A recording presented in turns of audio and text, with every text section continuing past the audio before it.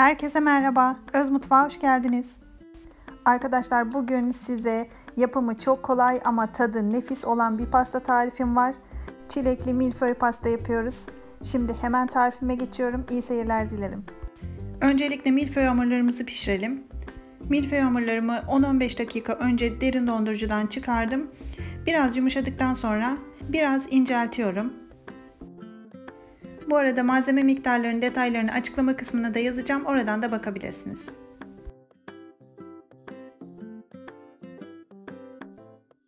Evet, bütün hamurlarımı bu şekilde incelttikten sonra fırın tepsime yerleştirdim ve istediğim büyüklükte kesiyorum. Pişmeden önce kesmek çok daha kolay oluyor çünkü. Ve üzerlerini çatalla deliyorum. Bu şekilde delikler açıyorum kabarmaması için. Bu arada arkadaşlar, kanalıma abone değilseniz abone olmayı ve videomu beğenmeyi unutmayın lütfen. Ve tarif hakkındaki düşüncelerinizi videonun altına yazarsanız çok sevinirim. Hamurların üzerine bir tane daha yağlı kağıt koydum ve onun üzerine de diğer tepsiyi oturtuyorum.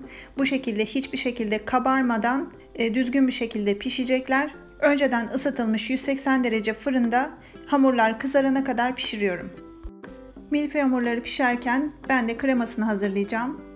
Karıştırma kabıma 2 yumurtayı alıyorum.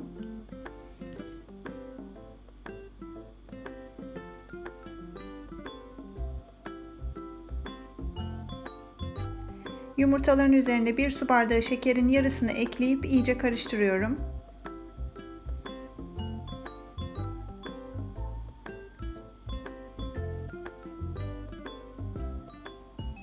Üzerine 5 yemek kaşığı nişastayı ekledim ve pürüzsüz bir kıvam alana kadar iyice karıştırıyorum.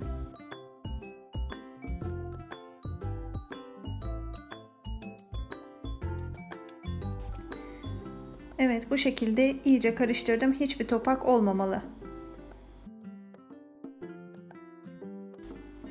2,5 su bardağı sütümü tencereme alıyorum. Su bardağı ölçüm 200 mililitre.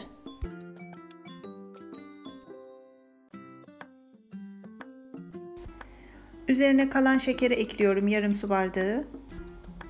Ve karıştırıyorum. Sütümü ısıtmaya başlıyorum.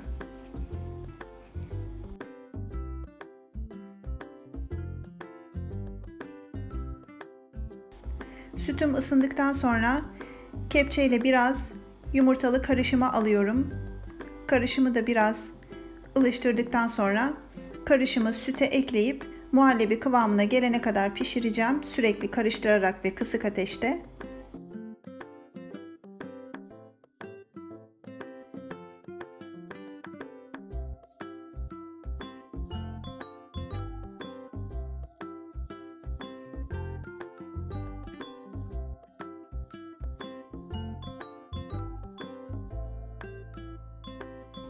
Muhallebi kıvamına geldikten sonra 1 yemek kaşığı tereyağı ekledim üzerine.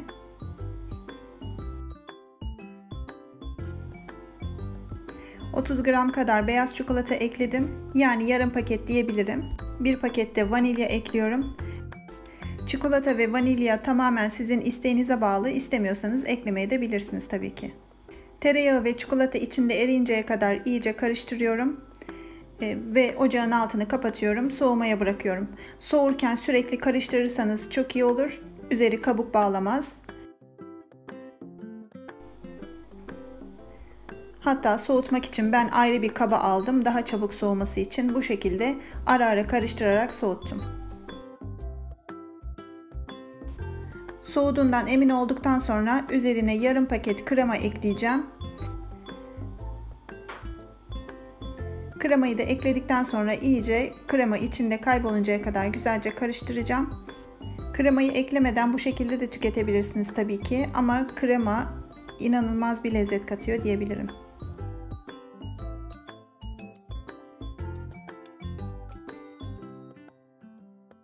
Evet, nefis bir şekilde pastacı kremam hazır.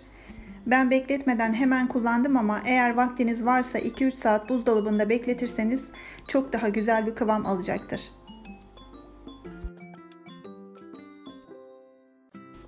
Bu arada hamurlarım da pişti. Şimdi pastamızı hazırlamaya geçebiliriz. Ben kremayı bu şekilde bir sıkma torbasına doldurdum. Ben pastamı 3 kat olarak hazırladım. Kremadan ve çilekten koyarak pastamı süsleyeceğim.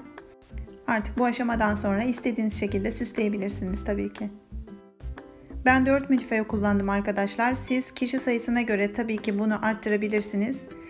Krema miktarı da aralara ne kadar krema koyduğunuza bağlı olarak tabii ki değişir ama 6 kişiye rahatlıkla yetecektir. Eğer denemediyseniz arkadaşlar kesinlikle tavsiye ediyorum çünkü yapımı hem çok kolay, çok hafif ve çok lezzetli bir pasta. Evet, pastalarım nefis bir şekilde hazır. Bu pastayı mutlaka denemelisiniz. Deneyecek olanlara şimdiden afiyet olsun. Yeni tariflerde görüşmek üzere, hoşça kalın.